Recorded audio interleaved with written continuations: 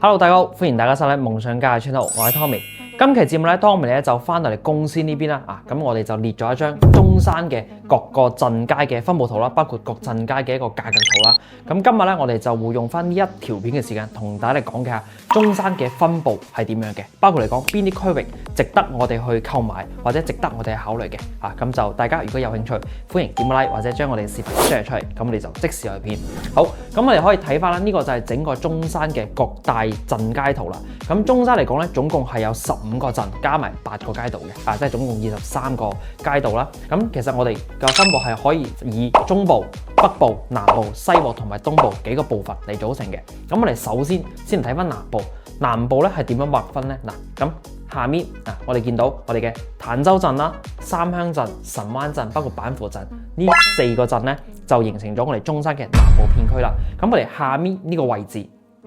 就係我哋珠海啦，珠海嘅市區啦，佢哋嘅香洲區所以話咧，其實有好多之前可能係諗住港車北上，或者係極度依賴港車北上嘅朋友咧，咁其實咧係會推介翻大家咧係了解翻中山南部嘅呢個片區嘅。咁而南部呢個片區，譬如話坦洲鎮啦，咁佢就係其中咧佢個配套係最成熟嘅。咁當然因為咧佢哋呢度咧都有非常之多嘅係喺珠海或者係澳門嘅一啲勞工嘅人員啦，咁就日頭喺澳門上班，夜晚咧就翻嚟坦洲呢邊住嘅。所以其實呢邊咧相對嚟講，佢個城市面貌咧其實係冇咁新淨嘅，係啦。咁而三鄉鎮呢邊大家見到呢個應該係比較早期香港人關注知道中山嘅一個地方嚟嘅，因為佢有俗稱中山小香港之稱嘅。我哋嘅雅居樂發展商咧，咁其實就喺呢一度發源地嘅。咁其實佢嘅樓價咧，大家可以見到其實都唔貴嘅，大概現時嚟講就8000零蚊。因為咧其實佢鎮區呢邊嘅話咧，佢哋入邊都有啲別墅項目啦。咁其實咧就拉高咗佢一個均價嘅。其實如果係話我哋睇翻住宅嘅話咧，大概可能就6000蚊左右嘅均價。包括嚟講，其實我哋睇翻整個中山市區啦，最平嘅6000零蚊、6000蚊都買到，包括去到最貴嘅好似15000、16000、19000都有嘅。咁其實呢個價錢最明顯嘅，點解話差別咁大咧？就係因為人口結構唔同，同埋佢哋嘅產業唔同。咁好似我哋講嘅南部呢邊，咁坦洲鎮咧主要就係一啲澳門嘅務工人員啦，三鄉鎮咧就主要係翻啲農產業為主嘅。三鄉神灣都係，神灣咧就主要係菠蘿嘅。所以話如果呢個片區大家係想要，譬如話性價比高，或者因為我哋港車北上需要近港珠澳大橋嘅話咧，咁其實就可以考慮翻南部呢個片區啦。然後咧，因為之前點解咁多人會買翻中山南部呢邊咧？因為喺嗰個時期中山市區嘅樓價係好貴嘅，好似我哋講嘅石岐啦、東區啦，啲樓價去到2萬幾蚊，甚至乎3萬幾蚊嘅。咁嗰個時候，呢邊都係1萬蚊唔使，所以咧佢個差距就比較大。咁就隨住疫情過後嘅呢3-4年嘅一個時間嘅洗禮啦，其實現時嚟講咧，中山嘅市區嘅一個樓價咧，其實都已經係平咗好多啦。咁我哋睇翻呢度咁其實我哋講嘅中山市區包括咗邊部分咧？首先最核心嘅就石岐區，包括佢延伸出嚟周邊嘅東區、西區、南區以及火炬開發區。咁呢個咧就係我哋講嘅中山市區，亦都係中山嘅中部組團位置啦。咁其實我哋現時可以睇下佢嘅樓價。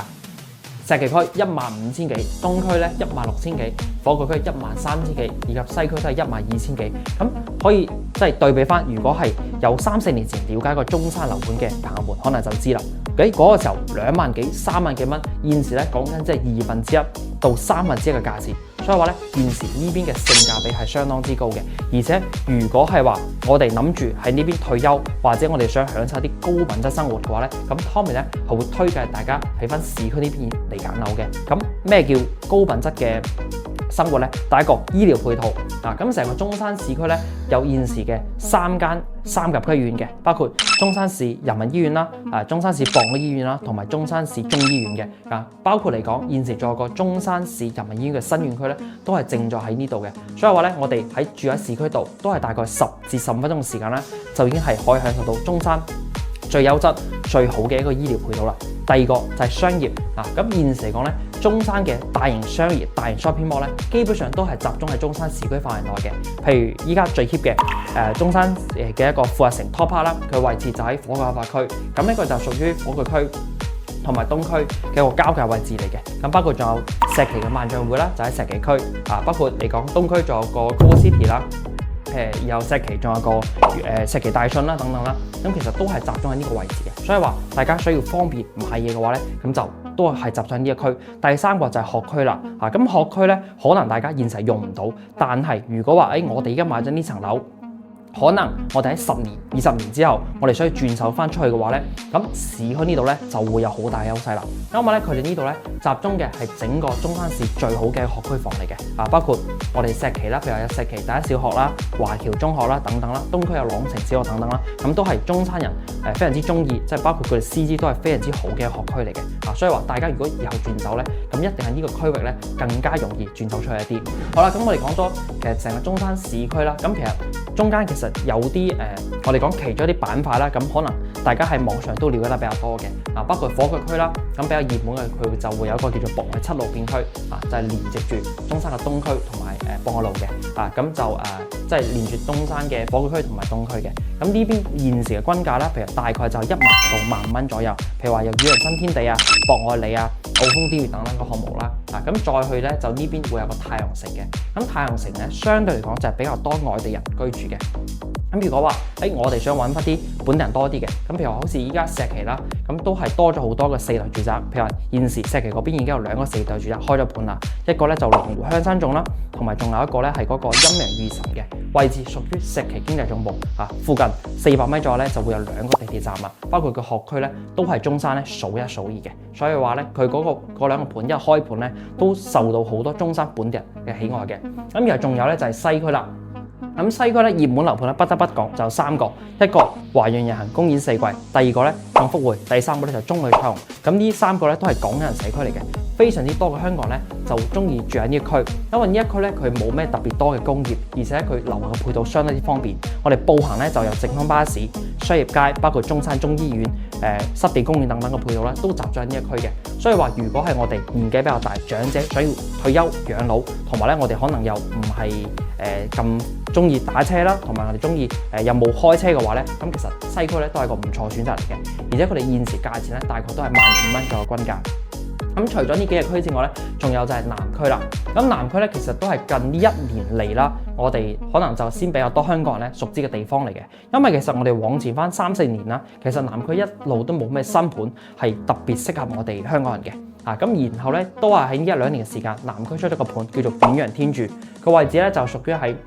南區、東區、石岐區交界位置。因為遠洋天柱咧，佢哋一個產品力足夠強啦，而且可以講佢嘅交樓標準咧係全中山最高嘅，所以話咧都受到咗好多本地人甚至乎香港人嘅中意。而且現時嚟講佢嘅價錢咧對比翻我哋嘅4類住宅，佢大概都係15000蚊左右嘅均價，所以話咧係平咗4、5000蚊嘅，性價比都係相當之高。咁如果話我哋冇一個學區需求，但係我哋又想即係比較在意佢一個室內交樓標準同埋佢個戶型格局嘅話咧，咁其實南區嘅呢個遠洋天柱咧都係一個唔錯嘅選擇嚟嘅。好啦，咁我哋講完中山市嘅市區板塊咧，跟住咧就係我哋講嘅北部板塊。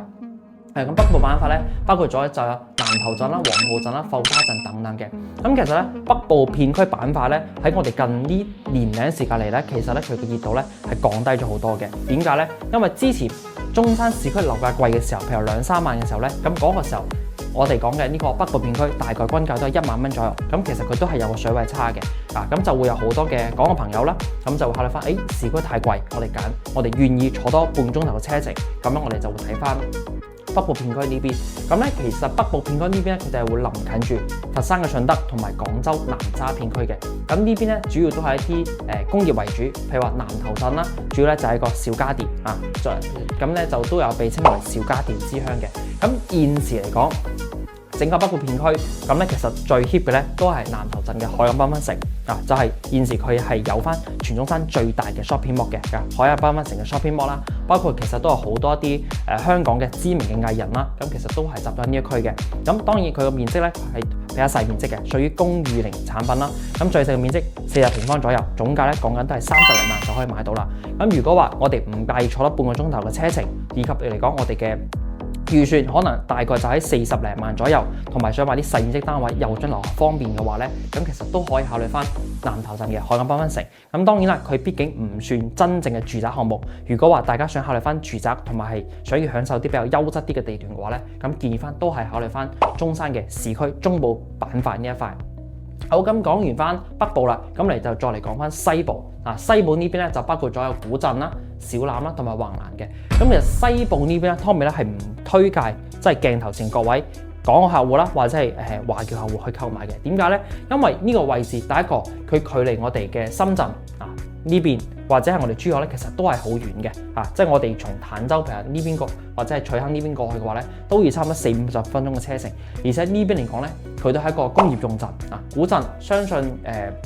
有朋友仔如果係上網淘寶買過燈嘅，應該都會知道，其實咧我哋全中國嘅燈飾咧一大部分都係由我哋中山古鎮嚟供出嘅。好似我哋而家上淘寶，我哋譬如買燈啦，可能我哋買10個燈，我哋有8個9個咧，其實都係喺古鎮呢邊去寄翻出去嘅。咁小欖呢邊咧個最出名就係菊花啦，包括啲五金件都係好出名嘅。咁呢邊嚟講咧，佢就比較多嘅一個外來人口啦，包括嚟講咧都會有翻嗰個工業嘅，所以話咧呢邊相對嚟講佢嘅居住嘅舒適度係冇咁高嘅。咁古鎮呢邊佢哋過去咧西部咧就係屬於江門市江門市。OK， 咁講完呢幾個板塊啦，最尾咧就係講到東部片區。咁東部片區咧包括咗就係我哋嘅南朗街道啦、翠亨新區，即係我哋馬鞍島啦，包括就民眾鎮呢邊嘅。咁咧其實翠亨新區馬鞍島呢邊咧，佢之前咧一路都係中山市樓價最高嘅位置嘅。譬如話，我哋喺深中通道準備通橋嘅嗰1-2年啦，呢邊嘅樓價咧係去到成3萬幾蚊一方嘅，而且咧係深深受到咗深圳嘅喜愛。點解咧？因為現時嚟講，馬鞍島呢度咧就有條深中通道，全長24公里，係直接連通住深圳嘅寶安機場嗰邊嘅。咁我哋講緊車程咧，大概都係25分鐘左右就可以到啦。咁嚟講緊，我哋同深圳一橋之隔，深圳對面嘅樓價係幾多咧？譬如話寶安，我哋平啲嘅大概都要5-6萬蚊一平方。如果係話去到佢哋現時嘅市中心南山區、前海區嘅話咧，咁嗰邊咧閒閒地摸埋咧都要10幾萬蚊一方嘅。所以話，即係佢哋對於深圳嚟講，我哋揸個半個鐘頭車程嚟到中山呢度咧，我哋享受嘅係1/3，甚至乎係1/5嘅價錢。所以話咧，都係一路受到好多深圳嘅喜愛啦。咁然而都係因為呢幾年市場大環境經濟唔好啦，咁其實因為咧馬鞍島咧佢係一個完全全新開發嘅新區嚟嘅，所以佢現時嘅一個建設嘅周期咧其實係比較長嘅，即係其實現時島上係冇咩太多嘅民生配套嘅。咁我個人預計啦，咁成個島如果要做到成熟，可以符合我哋即係我哋落樓就嘢買啦，有超市等等啦，咁都要預計個8年到10年左右嘅。所以話如果我哋短期內我哋有退休自住需求嘅，咁就唔係太建議買翻馬鞍島呢邊啦。當然，如果大家話，我係想要做翻個投資，因為畢竟咧呢個地理位置係冇得複製嘅。咁未來我哋如果真係願意等我哋過個10年8年嘅話咧，咁呢邊發展起身咧，佢價錢咧，我相信都會有一定嘅上漲空間嘅。或者我哋可能依家買住，可能係10年之後、10幾年之後再退休嘅。咁我覺得呢個板塊咧就可以，大家可以睇睇。咁然後咧，其實大家睇睇佢依家價錢啦，依家佢價錢咧係19000。其實咧，因為咧佢個島上面咧有非常之多一啲我哋講嘅海景大平層或者別墅咧，其實係拉高咗佢均價嘅。咁現時其實整個馬鞍島上面，我哋正常普通住宅，我哋嘅成交單價咧大概就係13000到14000蚊左右嘅均價。咁其實對比於之前嚟講咧，都係平咗好多嘅。所以話大家如果係了解呢個片區嘅話咧，現時都係做一個好時機上即係好時機上車嘅。咁再落嚟咧，就會有個南朗街道啦。南朗街道咧，其實係近住珠海嘅呢個唐家灣板塊嘅。咁其中咧就有個盤好出名嘅，相信好多朋友仔如果喺上網睇個盤都知啦。咁就有個叫做錦繡海灣城嘅。咁呢個盤咧係中山最大型嘅樓盤嚟嘅。咁排喺全中國咧都係排喺前10嘅。所以話咧，佢成個體量非常之大。咁現時咧，佢哋一個均價咧大概講緊就係1萬到12000蚊左右均價嘅。